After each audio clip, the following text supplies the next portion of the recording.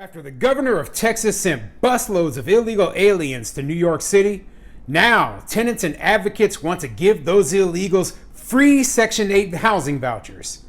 I'm Tony, and this is Real Estate Investing and Landlord News. All right, so I have quite the interesting topic for you today, and it's going over, once again, Section 8. And I'm going up to New York City, one of my favorite places to cover the topic, because simply put, it's like they never stop getting crazier and crazier up there, okay? Now, obviously, it is one of the most progressive, far left-leaning places and socialist places in the entire country. But they're pushing it to a new limit with this new situation that's going on. So if those who don't really watch the news don't know, basically the governor of Texas has been shipping busloads of illegal aliens from Texas up to New York City and saying, hey, you're a sanctuary city. You handle the problem, okay? We have millions crossing our border down here in Texas, and we just can't handle all of these people by ourselves. So obviously, you would think that, the logic would be, oh, well, you know what, now maybe we should, try to secure the border. Maybe all these people coming through isn't a good thing. But no, instead they're like, hey, let's pass out more free government programs, more free money, give them more handouts, not realizing that, hey, all of that free stuff is what was encouraging those people to come in the first place. Like I said, these socialist policies do not work. And they just do not get the point, okay? So before I get into the article, go ahead, hit the like, subscribe button. Maybe leave a comment down below. Let me know what you think, okay? What do you think of Texas busing all of these illegal aliens up to New York City, okay? Do you think this is a good thing? Do you think this is actually going to get the attention of the people so that they actually secure the border? Or do you think this is a bad thing? Do you think this is a humanitarian crisis? Keep in mind, these people were already lawfully or unlawfully admitted into the United States, okay? So they weren't going to be deported, and they wanted to go to New York. It's not like anybody was forcing them to go up there, okay? This is a ridiculous situation, but my hope is that it convinces the politicians that, hey, we actually need to do something to secure the border, and they slow all this nonsense down. Anyway, let's get into this article.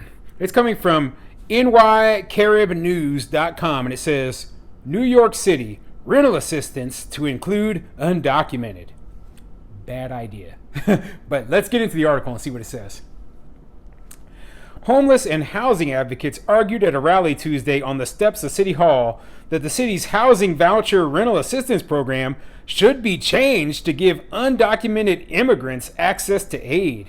Officials from the Legal Aid Society, Vocal NY, Neighbors Together, and the Community Service Society made the appeal amid a recent surge in asylum seekers arriving in New York City from the southern border, where Republican governors are busing people to northern cities. The Community Service Society of New York's Vice President for Policy, Research, and Advocacy, Emerita Torres, declared that a lot more needs to be done to clear the administrative hurdles that we see every day and to fight landlord discrimination.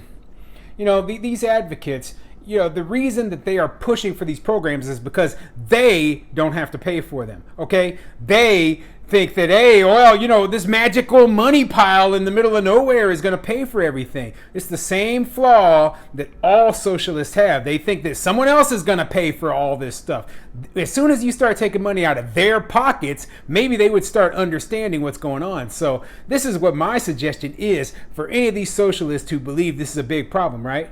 Hey, why don't you start paying directly for housing, okay? Or why don't you let some of these illegals move into your house, okay? That is what my suggestion is. Until you start actually having to face some of the costs associated with it, you're not going to have any understanding, okay?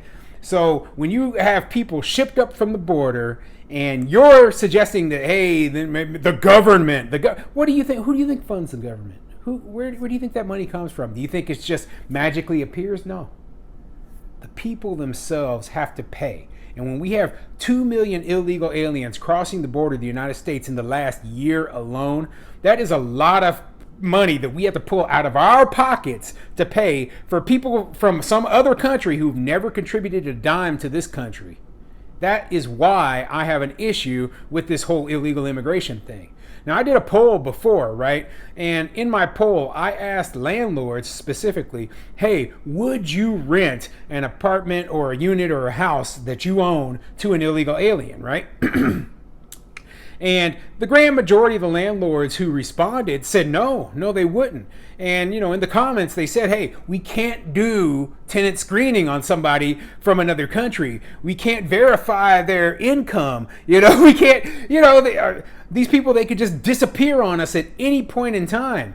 And, all of those things are 100% true.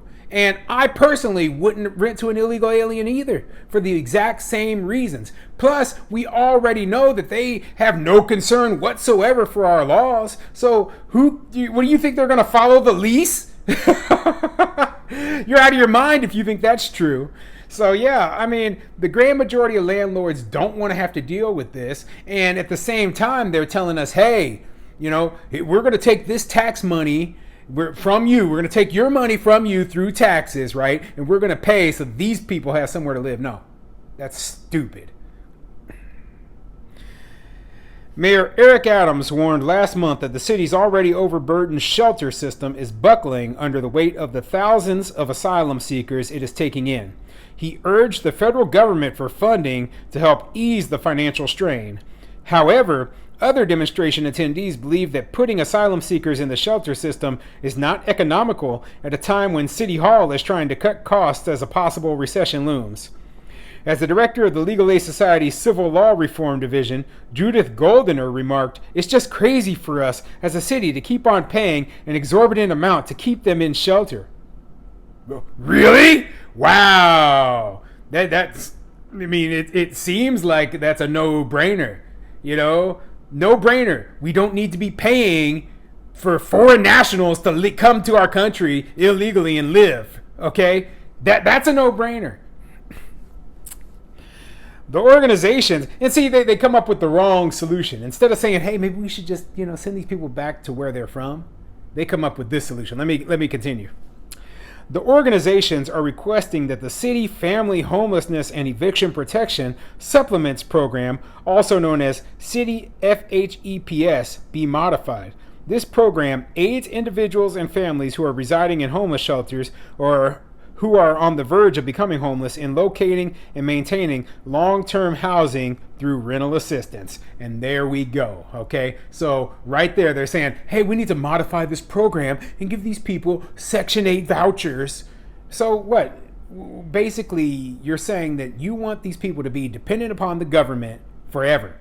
Okay? All you're doing is encouraging more people to come. Do you not understand the flaw in this issue?